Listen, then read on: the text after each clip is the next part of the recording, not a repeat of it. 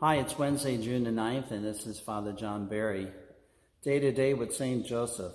Isn't this a lovely image of the Holy Family? Yeah, it's very nice. There's also some interesting works of art with Joseph and his association with angels, and with the patriarch Joseph and his association with angels. So, you know that in the Bible that Joseph the first, we can say, Joseph the patriarch, that he's a dreamer. Okay, remember that he has dreams, and God speaks to him through his dreams, and he's able to then discover how the Lord is leading him and what the Lord is doing. He's given a big picture, really, which is the first gift of the Spirit, really, wisdom. But he's given a prophetic understanding of things in the world, and he also is letting God, protect him and bless him and lead him. So he's open to that. So Joseph.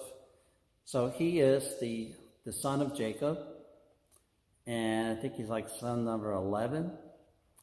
So Jacob is very proud of this young man who seems to be very holy and very devout. His brothers are not so happy with him. In fact, they get very jealous and envious of him, and we know that that leads them to their rejection of Joseph.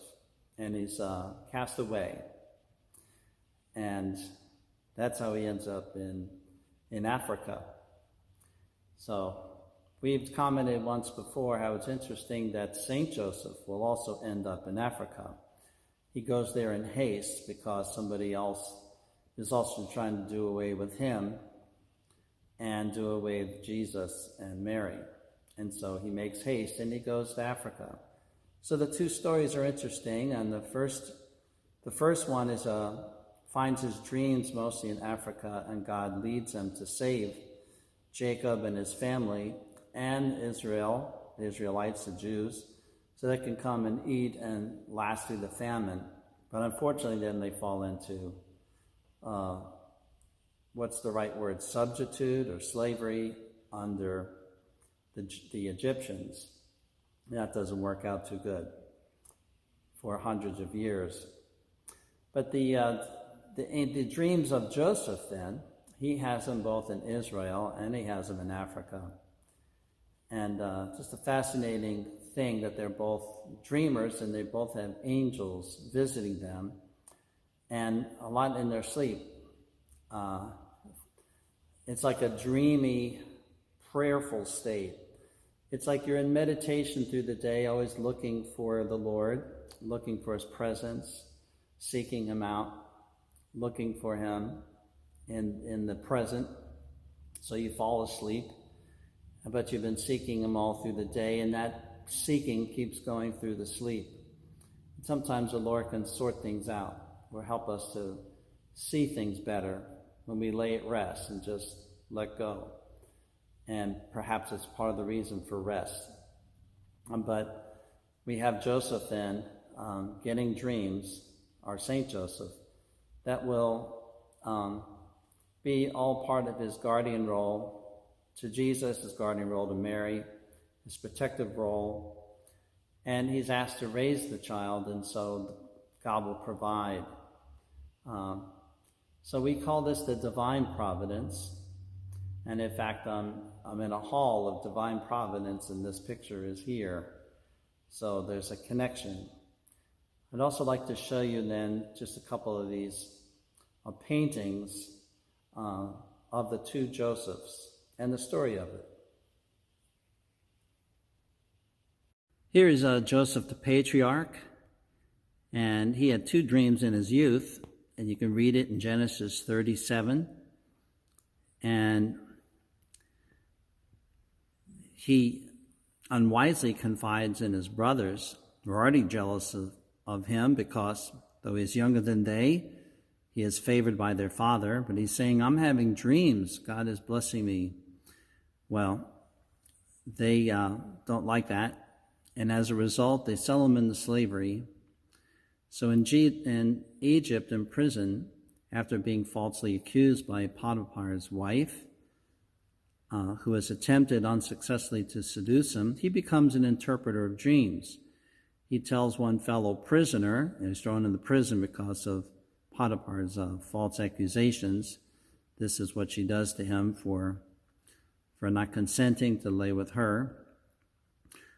He tells a fellow prisoner, Joseph does, that he sees him being released. And he says to another man, and you will be hanged. So Joseph is seeing things.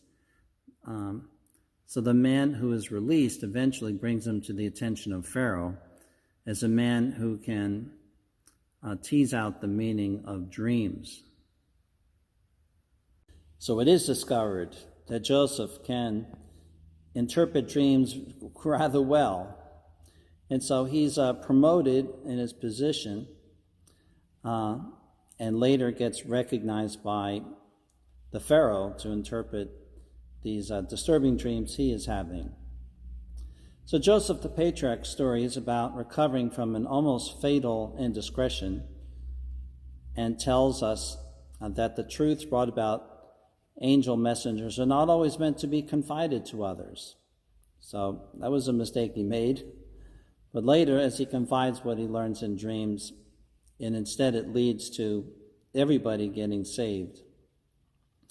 In the first of Joseph's dreams, of Saint Joseph, he is told by an angel to accept the son his wife is carrying as his own, even though he knows it is not.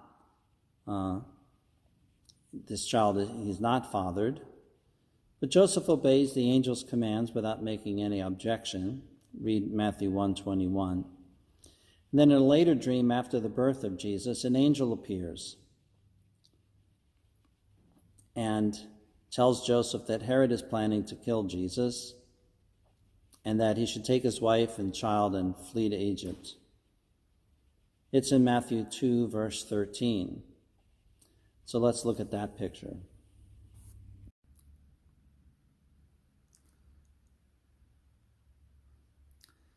So the artist Francesco Salamena did this one.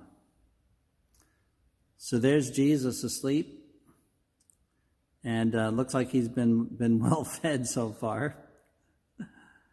And it's a few months in of his life. And there's Joseph, and he's sitting up and he's fallen asleep with his head on his hands. Have you ever been so tired you fall asleep like that? And here comes the angel, okay? And the angel is speaking to him. It's almost like whispering in his ear, or whispering in his thoughts. And often this has been what people have interpreted as how Joseph got this angelic visit. It was like an angel whispering to him while he's dreaming. He's really prayerfully dreaming. And just to go back to the patriarch, Joseph, he was the son of Jacob. Jacob also is known to have some powerful dreams. The dream of the ladder between earth and heaven, with the angels ascending and descending, the ladder that stretched between two spears, okay? And this wrestling with the angel, it seems that it could have also been something that took place, an encounter in a dream. It has a dream-like quality to it. The struggle takes place at night, and until the break of day, it says Jacob is struggling with the angel, and before daybreak, it sounds like he's in his sleep. And then Jacob has this agreement with God, and his name is changed to Israel.